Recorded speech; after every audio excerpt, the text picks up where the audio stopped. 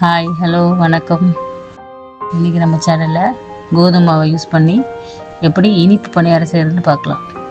இனிப்பு பணியாரத்துக்கு தேவையான பொருட்கள்: ஒரு கப்பு கோதுமை மாவு, ஒரு பெரிய சைஸ் வாழைப்பழம், உருண்டை வெல்லம் 50 கிராம். நீங்கள் எந்த வாழைப்பழம் வேணாலும் எடுத்துக்கலாம். நான் செவ்வாழை எடுத்திருக்கேன். இப்போ ஒரு மிக்ஸி ஜாரில் ஒரு கப்பு கோதுமை மாவு, வெல்லம், வாழைப்பழம், கொஞ்சமாக சால்ட், கொஞ்சம் ஏலக்காய் தூள் ஆட் பண்ணிக்கோங்க. கொஞ்சம் தண்ணி ஆட் பண்ணி நல்லா மிக்சியில் அரைச்சிக்கோங்க.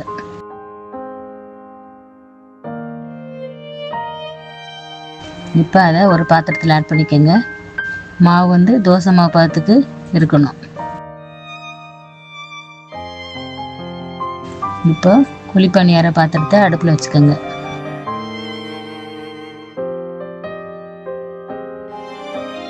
லைட்டாக ஆயில் அப்ளை பண்ணிக்கோங்க.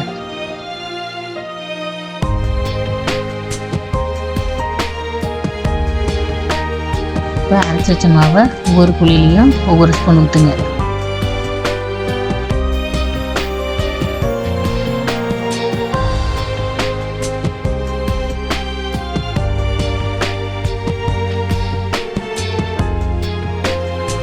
கொஞ்சம் நேரம் கழித்து திருப்பி விட்டுக்கோங்க.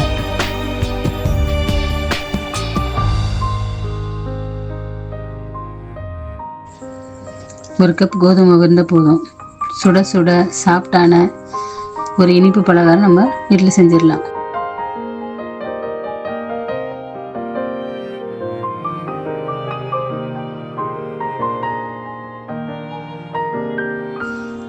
இதை ஈவினிங் ஸ்நாக்ஸாக கூட நம்ம சாப்பிட்லாம்.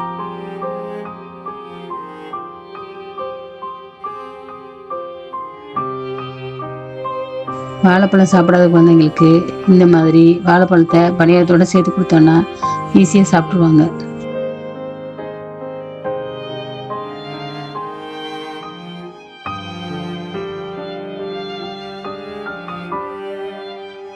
வாழைப்பழம் செரிமானத்துக்கு நல்லது. அதனால டெய்லியும் ஒரு வாழைப்பழம் சாப்பிட்லாம்.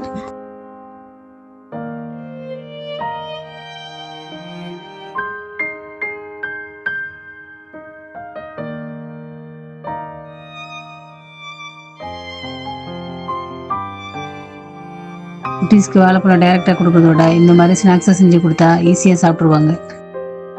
நல்லா 2 சைடு வந்ததுக்கப்புறம் எடுத்து வச்சுருங்க. இந்த பணியாரம் பார்க்குறதுக்கு நல்லா கலர்ஃபுல்லாக இருக்குது. ஸோ அதனால் குட்டீஸ்க்கு இது ரொம்ப பிடிக்கும். பார்க்கும்போதே இது சாப்பிடும் போல் இருக்குது. பணியாரம் சாப்பிடும்போது அல்வா மாதிரி நாக்கில் அப்படியே கரைஞ்சிரும். இந்த பணியாரம் பல்லு இல்லாதவங்க கூட சாப்பிட்லாம். குழி பணியாரம் பார்க்குறதுக்கே அவ்வளோ நல்லா இருக்குது. சாஃப்டாகவும் இருக்குது. சுட சுட சாப்பிடும்போது ரொம்ப டேஸ்ட்டாக இருக்குது. பஞ்சு போல் சாஃப்டான இனிப்பு பணியாரம் ரெடி. இதை சுட சுட சர்வ் பண்ணால் சாப்பிட்டுக்கிட்டே இருப்பாங்க. எங்களுடைய சேனலை சப்ஸ்கிரைப் பண்ண எல்லா உறவுகளுக்கும் நன்றி. வணக்கம்.